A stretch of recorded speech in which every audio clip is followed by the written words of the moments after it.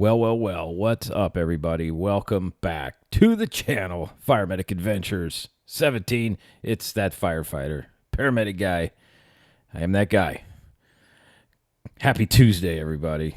I know we got a lot to talk about. I got several messages in the post I put yesterday, and then in a couple of the other chat threads of the videos.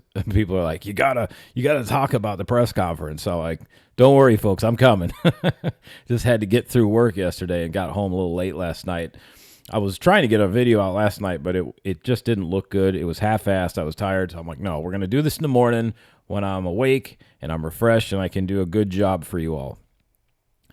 Yes, yesterday, the press conference. I didn't get a chance to see the whole thing till I got home last night, and I watched through it, and I'm watching this going, this freaking guy, man, like, this is what he does. This is exactly what he does. He gets everybody all ginned up, you know, and it was very similar talking points that's been going on since he took on this case, and it just is amplified now because Stardust Racers is open. I'm sorry, Stardust Racers is open now. They should change the name. I mean, it has a ring to it, you know, Stardust Racers.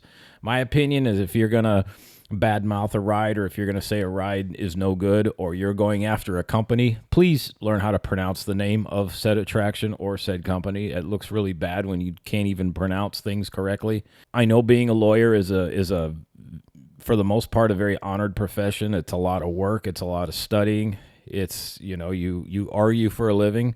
But there's people like this Crump guy that really gives everybody a bad name, because as any of you all that saw this press conference yesterday, you see what a circus this is turning into now, and how it's not about the facts anymore. It's all about emotion. And I've got clips that I got up early this morning. I started pulling clips from that press conference, and then also there was a news interview by News 6 from Orlando. And you can tell by some of the reporters' questions to Benjamin Crump, like they're sick of this guy too. They're like, just please get the hell out of Orlando. And as I've mentioned before, folks, you know, what's the messaging? They keep saying, oh, we don't want this ride torn down. We don't want this. We don't want that. We want it to reopen. We want it to be safe. Yeah, well, now they're petitioning it to be closed again, you know, and not to reopen until we say so. You know, and the fact that they're mad now too because, well, Universal just went ahead and reopened Stardust Racers without consulting the family, you know, like, because I'm pretty sure Universal is going to lean solely on them for the go-ahead of whether or not they can reopen Stardust Racers. You know, I could see the execs at Universal, you know, picking up the phone going, yeah, hey, we're thinking about reopening this ride this weekend. What y'all think? What, no? You don't want to? Well, when? 5.5 years. Well, maybe can we split the difference? What about 2.5 years? No, still not enough time, huh? So 5 years, really? Okay. Well, I guess since you say so, then we'll just have to wait that long. Come on, folks. Really? Like, Universal did their due diligence. And as I've said in my other videos, this is a benefit of me doing these videos, is I work in the theme park industry. I see what goes on when they do these tests. Even when a ride is getting ready to open, how rigorous everything is, and how they have the test dummies that are in there with all the sensors on them, and they have you'll go onto that ride platform and there'll be hundreds, I'm exaggerating, there's a lot of laptops on that platform, and everyone is gathering data from these test dummies. And they know which, you know, if people are getting flung around too much, if there's too much front and back motion, like they are able to calculate everything. And that's where trim brakes are added. That's where maybe they got to slow it down over the hill a little bit. Like, there's so many things that go into this. The testing and testing and testing and testing. It's not like they just build it. Well, we'll run it around once or twice. It looks good. Go ahead, put people on it.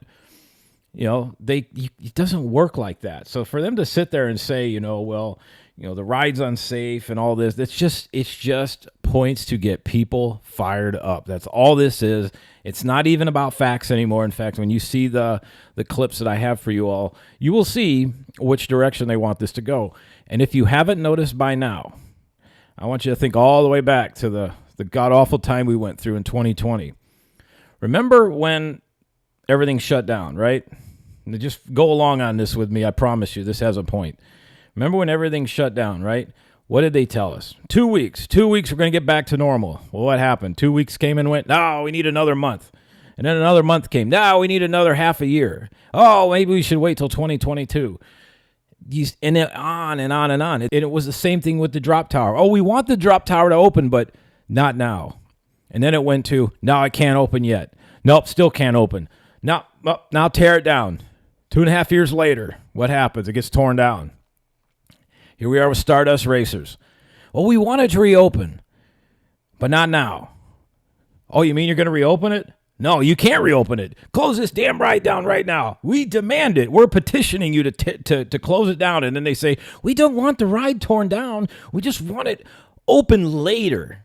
Well, folks, if you haven't figured out, unless you take matters into your own hands, Florida caught a lot of, I can't cuss right now. I'm too early in the video, but Florida caught a lot of guff opening up because they had to get people back to work. People were losing everything. And so Florida took the step out there like, you know what, we're going to reopen. We're going to get the parks back open. We're going to get back to business because we got to start putting money back in people's pockets. And man, you would have thought Florida was going to be the epicenter of death around the world. And of course, nothing happened. Things came and went. Yes, did people get sick after the reopening? Of course they did, but that's called human virology. That's how it works. You can't sit at home too long and be away from people and not expect to get sick when you go out in public. But this ties into the same thing, is Universal has taken it upon themselves to do the research, do the studies, because clearly they weren't getting any help from this other clown show that's going on. And I don't like talking about it like that because, they're still representing a young man that passed away on this ride, but they're turning it into a circus now. It's because it's not about Kevin's passing away anymore. Now it's all about money. It's all about, we want the control. We will tell you when you can open this ride, by God.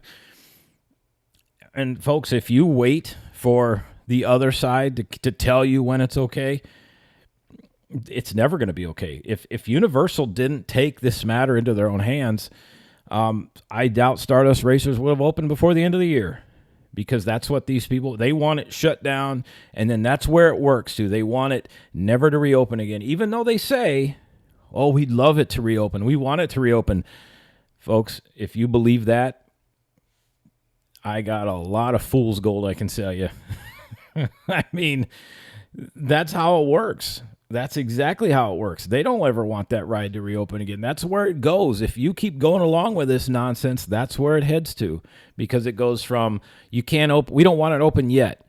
Well, now we don't want to open it for a while. Now we don't want to open it for a year. Well, now we should tear it down. Same thing, because I'm putting this project together. Somebody that commented a while back says, hey, Matt, you should do one of these on the drop tower incident. And I said, that's a good idea, because nobody really has. It just kind of came and went, and it was all one-sided. And then, as you know, the drop tower got torn down, and that was not the messaging early on. Oh, we want it to reopen. We want it to be safe. And then it turned into tear it down, and everybody went, okay, because they didn't want to deal with the pressure. So while I'm sure this was not an easy decision for Universal, despite the claims of these clowns over on this side, they got to get things going again. You got to get back to business. They did the research. They did their due diligence. They studied the ride. Like I've mentioned before, they had mock rides out there. They had third-party engineers and professionals out there. They had a lot of people that knew a lot about roller coasters, analyzing this roller coaster every which way. And again, as I've said before, for Universal to reopen this ride, they had to have done a lot of checks and balances. They're not just going to throw this ride open because, we got to appease people. They did a lot of checks. I was working at Islands of Adventure when Velocicoaster opened up. Velocicoaster actually got shut down for a while, because Universal didn't like, there was something about the ride. There was either a rough spot, or there was something going on with it, but they didn't like something about Velocicoaster. And if anybody that's followed that ride for a long time will remember, it got shut down for a while they went over it and over it and over it. They wanted to make sure it was safe for the public. If Stardust Racers wasn't safe for the public, it would have never reopened. It would have stayed closed. And of course, now that's where the arguments are going, is that, well, they didn't consult us, says Crump. They didn't call us. They didn't let us know. You know, when we found out, when the media found out. Well, sir, as you'll see in a clip, you know, he was asked, well, if it was so important to you to test it along with Universal, why didn't you file an injunction? And so you could go and be a part of this. And then it was the typical sham. Well, we trusted them. We thought they would do the right thing. Sir, you're supposedly this all-powerful attorney that's going to help this family gain millions of dollars, and you couldn't even file a simple injunction to keep the roller coaster closed or to be allowed into this, you know, to where you could allow your people to test it. And then, of course, that was another thing he was asked during the press conference is, well, are these people, these experts that you claim, are they roller coaster? Do they specialize in roller coaster? Who are these people? And his answer, of course, was, they're experts. Perfect. Sounds great. Yeah, they're experts that are paid off to go up there and say, yep, no, this ride's terrible. Tear it down. That's what kind of experts they are, I could guarantee you. So we're going to get into this press conference. Okay, so the first thing we're going to talk about from this press conference is, if any of you that saw this, you know that there were some things that really stuck out in this press conference. Then one that really caught my eyes and ears was when he talked about Kevin being assisted on the ride. Now, you have to be careful. You have to listen for the lawyers speak in this, because that's what they do. They try to upend you. They try to put words in there that didn't happen, or they try to turn things around. And it's basically a word salad. And I speak from experience because having been in fire EMS for a long time, sadly, I've had to go to court from time to time because of patients saying that I didn't do something that I did, or that I did something that I didn't do. You know how it goes. And every time, because of how well I write my reports, because that's one thing they tell you first thing when you're in medic school is, if it ain't on paper, it didn't happen. Write everything. And every time I go on a medical call, man, it's a novel, because I paint the picture start to finish, because I know that if you go to court, they're going to have your incident report up there and they're going to read it top to bottom. And if it isn't in there, it didn't happen. And sometimes when it's 6 months to a year and a half later, you can't recall that. So that's why you have the incident report and the narrative. I write long narratives even to this day, because every time it's protected my butt in court. And during those few times I've had to go into court to basically stand up for myself, because I knew I did the right thing. You know, we obviously had the fire department attorney and all that other stuff, but these lawyers from the other side, they try to twist it around on you. They try to turn it. They try to word things. That's why you got to be real careful. And then the other thing that they'll tell you in a court of law is you never want to lose your composure, because the person that does that first loses instantly. You got to, because that's the whole idea, is the other side will try to piss you off, try to get you upset. Well, once that happens, then you start to lose all credibility. As you'll see coming up, that Crump did that. He started losing his composure. When you do that, you lose it all. You know, that's it. Your credibility's gone when you start losing your composure. That's the first thing they tell you, is never, ever lose your composure. Back to this, I want you to hear this. They're going to talk about him being assisted on the ride. Now, listen to the word salad in this, okay? Because I know, again, from having worked in the theme parks, the employees cannot assist anybody onto a ride. That is strictly forbidden. In fact, if you're seen doing that, or anybody even hears of it, you're removed pretty much, and it's an immediate firing. It's very similar to getting caught with drugs at work. You're gone, no questions asked. Listen to how they word this. And then they also talk about a transfer seat, which I'll show you what that is if you've never seen one of those. I have a couple of videos that show what that is. So here's a video right here. When Kevin was provided a transfer seat by Universal employees and allowed on the Stardust Racer roller coaster, Kevin believed he was safe. He believed that because of Universal's actions, they were telling him he was safe. Kevin trusted Universal.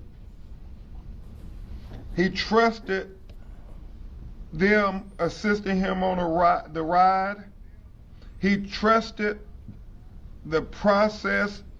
He trusted the training of Universal employees to keep him safe and out of harm's way.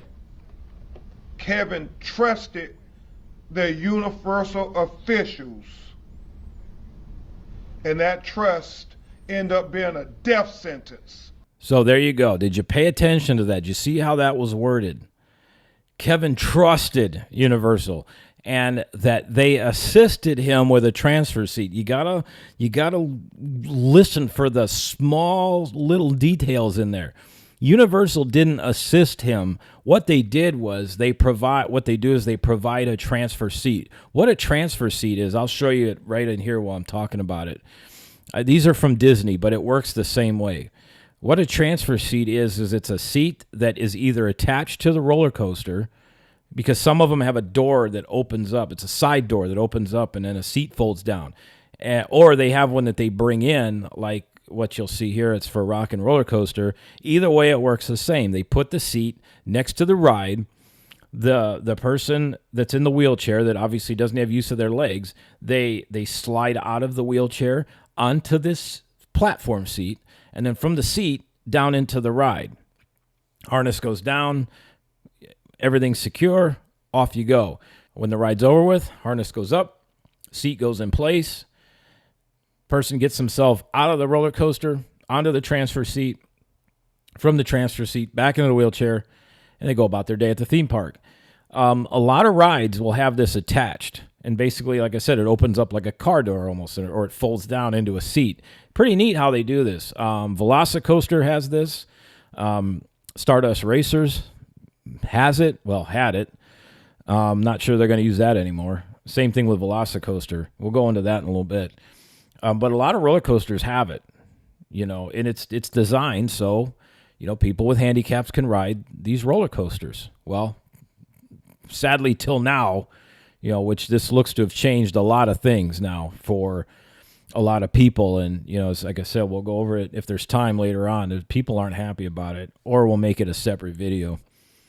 But it's a transfer seat. And by him saying that the Universal employees assisted him, they didn't assist him. They gave him a seat. They gave him a transfer seat. They didn't help him in any way, shape, or form, at least that I would know of. I haven't heard anything about this, and the fact that he's speaking it the way he is leads me to believe that no employee touched him. I'm sure his girlfriend helped him. That I'm almost certain of.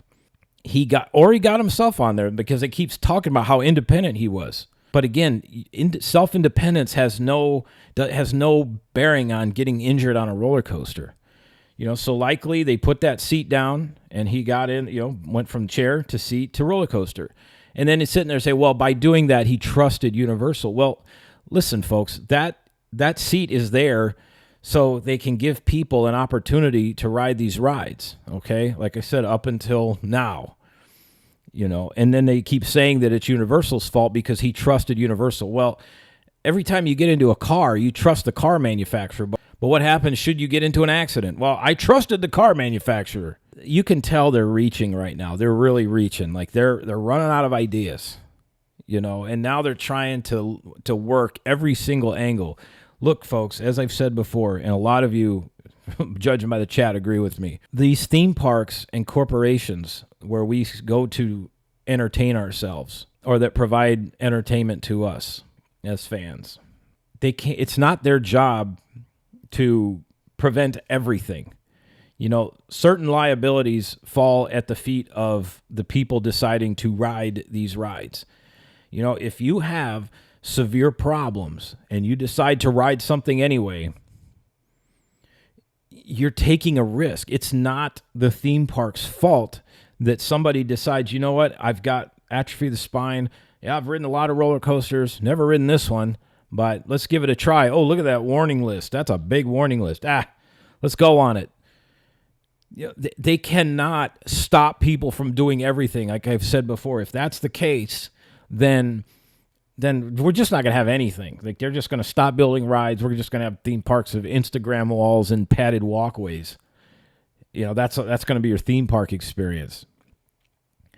You know, but to sit there and say that he trusted them, like he's insinuating that they helped him by providing this transfer seat. He still made the decision to get himself on the ride.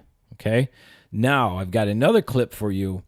This really spells out my theory correct. Okay. Remember I was talking about the gut lift theory and how dangerous that is?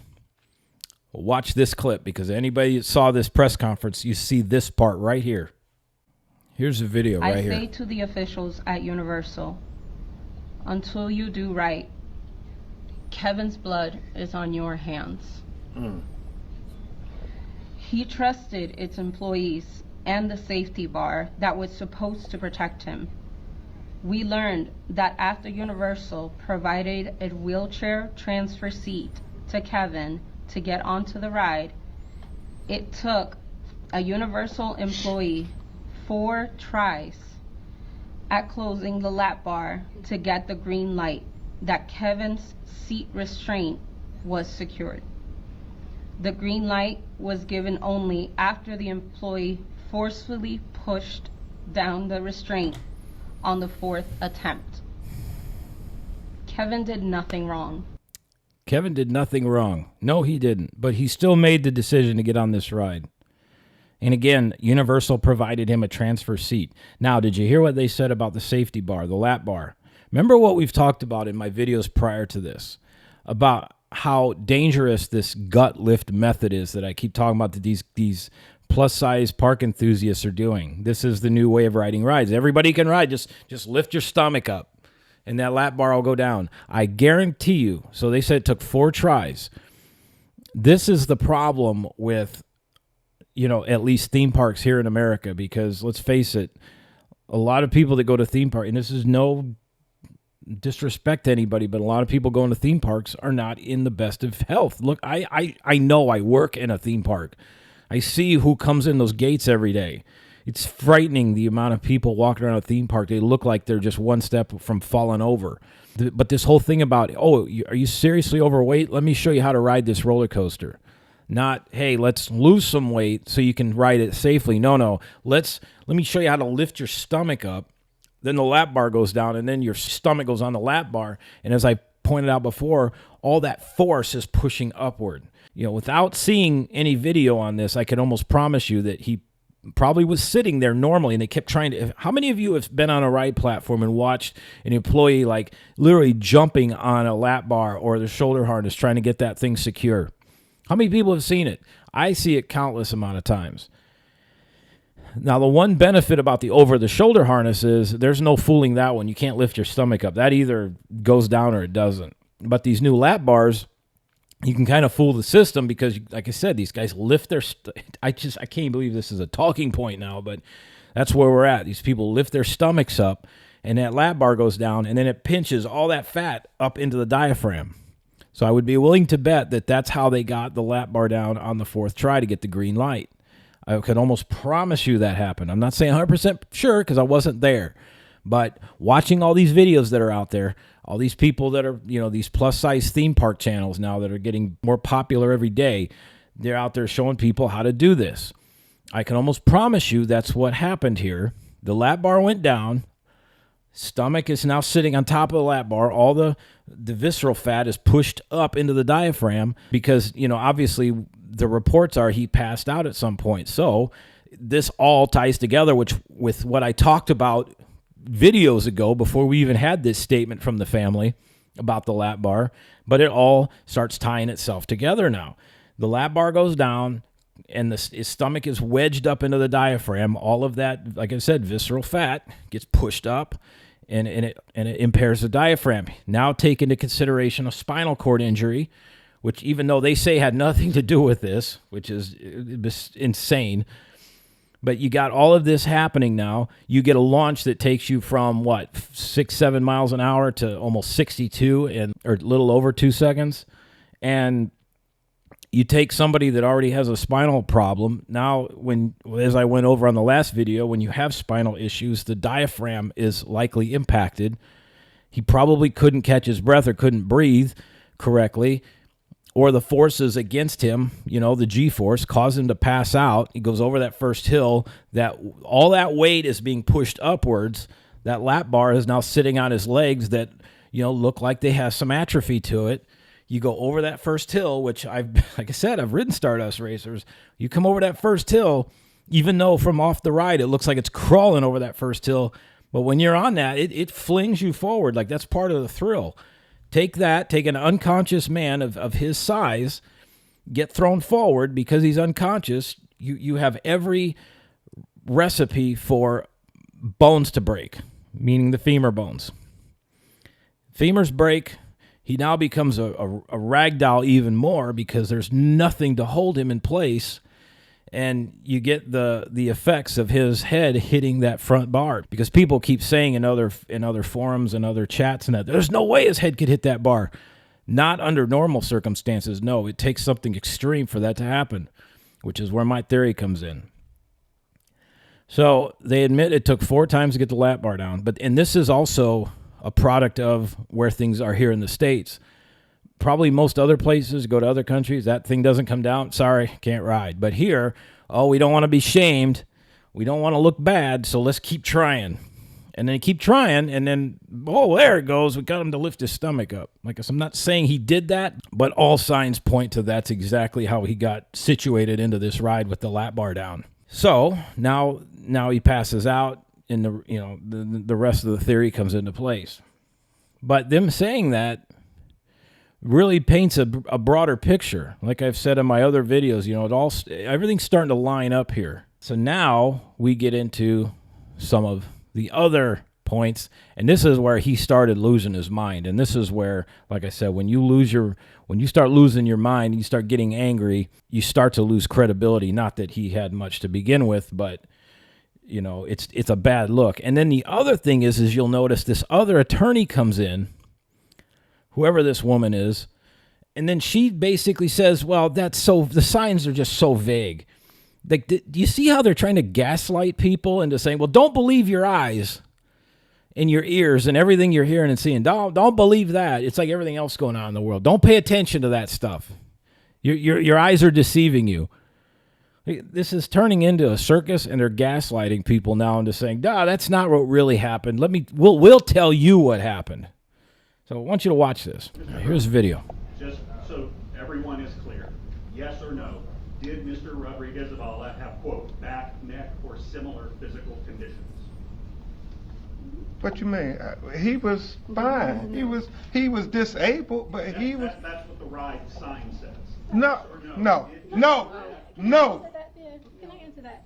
The fact that people are asking that and knowing that he was in a wheelchair, that means that was so vague that it was not a clear warning. So whether or not, he did not have any ongoing pain or anything like that. He had a lifelong spinal disease and disorder. That was lifelong that he lived with. So there was nothing about being able to walk. There was nothing about being in a wheelchair. That's so vague. I mean, the fact that people are asking that question, that's just vague. He wasn't in any pain. He had no problems. He just had a spinal disorder. It's fine. Don't believe your eyes. Don't pay attention to the signs, because those are vague. It's all vague. Folks, do you see what they're doing here? Like I've said, they know that they're out of options. They know that Universal's in the right. And again, I'm not shilling for Universal. I'm not being paid by them. I'm not a spokesman for them. I'm not anything. I'm just, when things, I just get passionate about things when you know what's right and what's wrong. And if it would have been the other way around, if it was Universal trying to be shady on this, then we would do this with the opposite. But right now, I know that Universal's done everything possible. If the ride wasn't safe, they wouldn't have reopened it. But also, for them to go out there and just say, "Oh, that's just so vague. It's just so vague," He wasn't in any pain. That's not what they asked. They asked about his conditions, and the guy even said, "This is a yes or no question. Did he have a spinal condition?"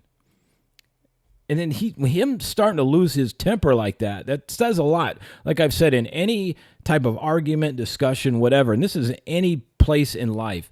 The person that starts losing their temper like that, that's one, it's a sign of guilt. It means they know that the other party's right and they got nothing to go on, so they resort to anger. You know, it's just how a lot of people work. And then the other one that's pretty interesting here is I think the reporters and everybody around Orlando is just sick and tired of this guy and wants him to get the hell out of town because he asked about filing an injunction. You know, if this was so important, why did you file an injunction? So check this one out. Crump says his team was making arrangements with Universal to conduct their own roller coaster inspection when they learned Stardust Racers had reopened. Why did you not go to the courthouse a couple blocks from here to try to get an injunction? Did you Because we trusted Universal. Because we trusted Universal. Y'all, that is the lamest argument I think I've ever heard of. And if I had a lawyer that was trying to represent me on something and he or she didn't do anything and they said, why didn't you do that? And they said, well, we trusted them. Y'all, this is a court of law, man. This is attorney stuff. I'm not an attorney, and even I know that you got to cover your own bases. You can't go out there and go, well, I trusted them to do the right thing. Really? You trusted them. And the guy's, you know, you could tell, like, why? Why didn't you get an injunction on this? We trusted Universal. Okay. Yeah, that's your argument. You just trusted them, and they let you down. They just went ahead and opened a ride, didn't consult you, and your supposed experts you have assembled. Like you could tell by the question is, if it was that important, why didn't you fight to have you and your so-called experts up there on the platform when Universal was doing this? Why didn't you do that? Well, we trusted them. We thought they would do the right thing. Yeah, okay. And the thing is this family back there, you know, you can tell it's and again, I don't want to take away from the main problem here is we had, you know, a young man that was killed on this ride, but, you know, it's the same old emotional talking points and emotional, you know, I say rhetoric that goes on because, you know, there's the rubbing of the shoulders and the comforting. And I'm sure that, you know, there's definitely pain there. They lost a loved one. That's not, you know, that's not a problem. You know, it's normal to be upset, but there's also something that's called grandstanding, and where they try to make it look a whole lot worse than what it is. And you can just tell by all of this is a lot of it is about the money now. And then the other thing I'm just tired of hearing is, this is another talking point, is they keep saying that Universal has blood on their hands because they did this family wrong by reopening the ride without consulting them, and that how do we know the ride is safe, and just on and on and on. That's the other thing I just get tired of, is when people again start losing an argument, they start going, you got blood on your hands. Like they expect that to guilt trip somebody. Go, oh, you're right. You said we got blood on our hands. Hold on. Whoa. Shut it down. We don't want that title. Let's do what this family wants and what this attorney wants. That way we don't have blood on our hands. Like, no, Mr. Kevin made the decision to get on that ride despite the warnings. And you've seen it in my other videos. The list is very long. There's a lot of warnings there. And they even said that he made the decision to ride the ride, you know, basically despite the warnings. And it's the gaslighting that I cannot stand. And believe me, I've had it done to myself, sitting in a court of law over a case where a patient said that I didn't do something, even though I did. And they try to get you off your game. And that's the one thing that the lawyer that we had to represent the fire department is like, listen, you got to keep your cool, man. He goes, don't go up there and lose your mind. He goes, you'll lose all your credibility. And so you have to harness that anger and wait till you're out of court and somewhere else, like where you can either go and let it out in a healthy way. So what has happened since this incident? You know, because this is also the claim, because, well, they made changes, so that means the ride wasn't safe in the first place. Let me explain something to you folks. And this goes for pretty much every walk of life. How many policies are out there, whether in workplaces, theme parks? I'll even use the fire department and EMS as examples. We got policies for everything. But you can't possibly try to predict or even begin to understand what may happen because of a policy. You try to encompass everything you can think of, but yet sometimes things still happen. And this is a perfect example of that. They offered the transfer seat, which is on many roller coasters. A lot of them, Slinky Dog, like you saw in the videos, Slinky Dog Dash has it, Rock and Roller Coaster has it, I know Velocicoaster has it, Stardust Racers has it. A lot of coasters have it. and it's simply for people in wheelchairs to get onto a ride that don't have use of their legs. That's why it's there. Because they offer that doesn't mean they're assisting you. That's not what that means. It means they're providing you an opportunity to ride this. And you still have to make the decision that, hey, that sign out there said, if you got spinal problems, you got back, neck problems, this probably is not a good ride for you. You still have to make that consideration. So it's like they put the warning out there saying if you choose to ride this, you're kind of taking matters into your own hands, as well as, remember when I showed you the ticket, the back of your ticket also says that you are assuming all responsibilities for your actions inside of the theme park, outside of gross negligence, of course, on the park, but anything else, you are accepting your own responsibilities. And so you can try, again, to think about every possible scenario, but there's always one that comes out of nowhere that results in a catastrophic incident, and now you got to make some changes. It doesn't mean the ride's unsafe. It's just you can't possibly think of everything that there is, because if you're doing that, then what's going to happen is kind of what's happening now is a lot of people now that are in wheelchairs and can't walk, they're not going to be able to ride these extreme rides anymore. And this is a direct result of this incident. It's very similar to when a firefighter or paramedic gets seriously injured or killed as the result of a fireground scene or something that has happened. That usually results in an immediate policy change because they're like, oh God, we can't let this happen again. So now we got to change things. But even though you try to think about everything under the sun, that scenario just doesn't come to mind. I mean, think about this. This situation and what happened to Kevin, I guarantee you, throughout all the research and everything that they did, that just, it's one of those things that are so unbelievably rare, like so rare, that you could have never imagined this happening. You just can't. It's not possible, because all the data says that, this should work, but atrophy of the muscles, atrophy of the bones, it all takes place differently in different people. And again, in his situation, with him being very heavy up top, and then that lap bar being slammed down into his upper thigh area on top of the femurs, it has all the pieces in place for a severe injury should he pass out. And the likelihood of him passing out on a ride like this, very high, because when you have a spinal injury, you have problems with your diaphragm under stress. All of these things together created the perfect storm. And they can sit there and say he rode 1,000 roller coasters. They could have said, hell, he traveled to the moon, like on Jimmy Fallon's ride, and rode a roller coaster on the moon or whatever, and then come back to Earth and he was just fine. Obviously, I'm making all that up, but he could have done anything and everything. But every roller coaster is different, as anybody knows that's a roller coaster enthusiast. Not one is like the other. You can't compare Velocicoaster to Stardust Racers. You can't compare Stardust Racers to Millennium Force at Cedar Point. You can't compare Millennium Force to Fury 325. You can't compare Fury 325 to Steel Vengeance, and Steel Vengeance can't be compared to Iron Gwazi. And you see where I'm going. Like, none of them are alike. They're all different. Because of this incident, it resulted in a policy change. Like I said, Universal did their testing. They realized that, hey, we don't need to change anything on the ride. The ride's good, but we do need to make some policy changes so this never happens again.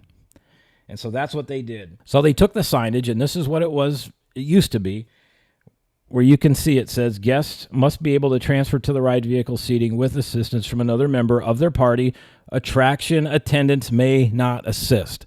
So back to that original statement that, part of that press conference early on when he said Universal assisted him. They didn't assist him. They gave him a device that he assisted himself. And if it says, with assistance from another member of the party, it was likely the girlfriend helped him. Like I said, can't prove that, but the pieces are in place for her to do that. So that rule is out. That's done. Here's the new rule. Guests using mobility devices must be able to walk independently, meaning the transfer chair, the transfer device, probably gone. It'll be on the roller coaster, but likely they'll never use it again. Or maybe under extreme circumstances, but I can't think of any circumstances where if somebody's walking independently where they need to use that, okay? So now you got to walk independently. My question is, though, is anybody that was there this weekend riding Stardust Racers, Is it you have to walk independently through the whole attraction, meaning you got to park your wheelchair, mobility, whatever device you're using, you have to park that outside of the attraction, walk into the attraction, walk through the queue line and up onto the platform and then get on the ride? Or can you use your device that you use for mobility? Can you get up to the platform and right before you get on the ride, then you stand up and walk yourself to the ride? That's the part where I'm not sure on.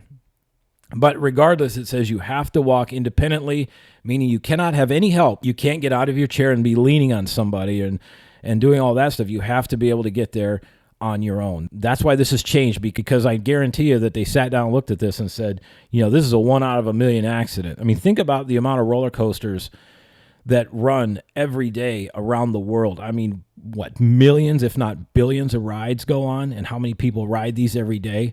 And this is one incident. This was one of those freak incidents that happened that nobody could have ever imagined.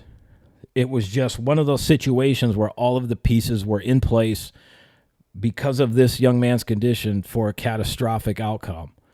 And so they want to prevent that again. So that's why this is in place. That's the changes. All right, folks, that's everything. I know this kind of went a little long, but I had a lot to say.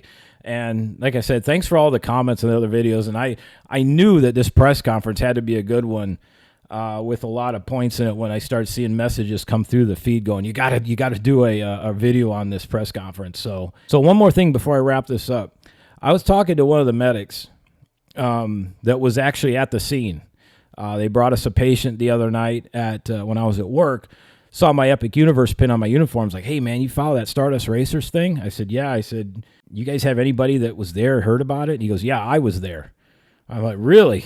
So right now, because of everything going on, details about it, I have no idea as of right now. I do see this individual from time to time. So he's like, when it's safe to put it out there, he goes, I'll let you know.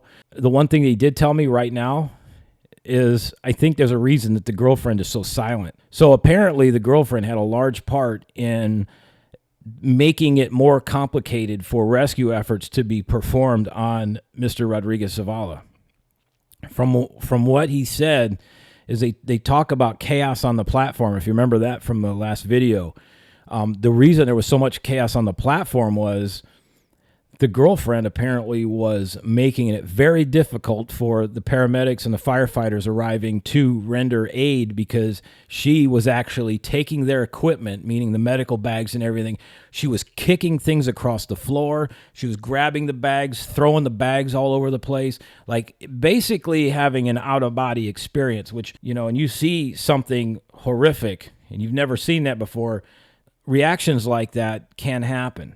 However, when you're impeding a rescue taking place, it makes it that much harder. I've been involved in rescues like that where you have a member of the family or a friend or somebody that is just making it impossible for you to perform this rescue on a loved one, on a friend or whomever, because their actions are just so violent. They're just so beside themselves. Basically, what you have to do is you have to have them placed in temporary custody so that you can actually do your work to try to save this person's life.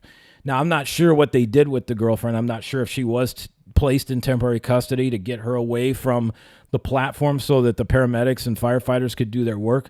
That I'm not sure of, but I do know that from what this firefighter medic told me, he says she was making it very difficult to rescue Kevin. And it's amazing because she hasn't said a word. Like, you haven't heard word one from her. Even at the press conference, she just stood back there quiet. Because I thought they said early on that they were going to hear from everybody, including the girlfriend, but still nothing from her. And I find that interesting. Plus, still, to my knowledge, don't have a statement from her either. It's really odd. And so when hearing that piece of information, they always, that chaos on the platform they talk about, well, I'm not saying it was all her, but it sounds like a decent part of that chaos was because of her. Like, you're trying to rescue somebody. You got your equipment out everywhere. You're trying to get things done, and you got somebody flinging your equipment everywhere. That's going to cause some serious problems in trying to safely rescue somebody. So basically he said, once it's safe to do so and all this is done, that when I see him again, he's going to come in and give me the story of what really happened. But like anything, the one thing he did mention, he goes, It's like anything in the media, we're only being told a fraction of what really happened. So, well, folks, there you are. Like I said, sorry, this one went a little long, but I had a lot to say today, man. I had a whole lot to say. So we're going to get this edited, get it out, hopefully by noon today. And let me know what you think. What did you think of the press conference? Do you think it was way over the top? Do you think they're gaslighting people? Do you think they're on point with what they're talking about? What do you think? What is your opinions on this? As I've said before, right, wrong, or indifferent, everybody is free to speak their opinions on my channel. I don't care. I'm not going to delete comments.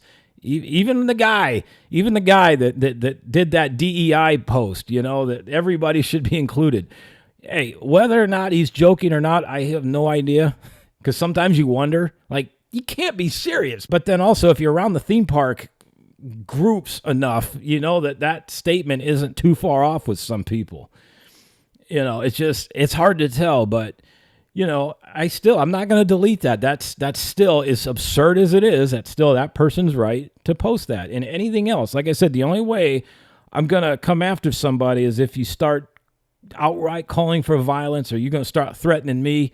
Then we're going to have issues. So everybody feel free to comment. Like I said, I'm not going to be like these other channels where don't you go making unnecessary comments because I will delete you. Screw that, man. Comment away. Let me know what you think. Like I said, just don't be an asshole. Like when I say don't be an asshole, I mean don't be calling for violence and shit. I don't like that. Outside of that, put it out there. Same thing when we get to live streaming. Put it out there. This isn't a family-friendly channel. I've said that from the beginning. 99.99999% of all these other theme park channels, they're all family-friendly. You can go get that feel-good family environment elsewhere. Here, this is a firehouse. This is not politically correct. This is not family-friendly. But damn it, we're going to have a good time, and we're going to enjoy ourselves. Thanks for watching, everybody. We'll see you again soon. Fire Medic Adventures, out. See ya.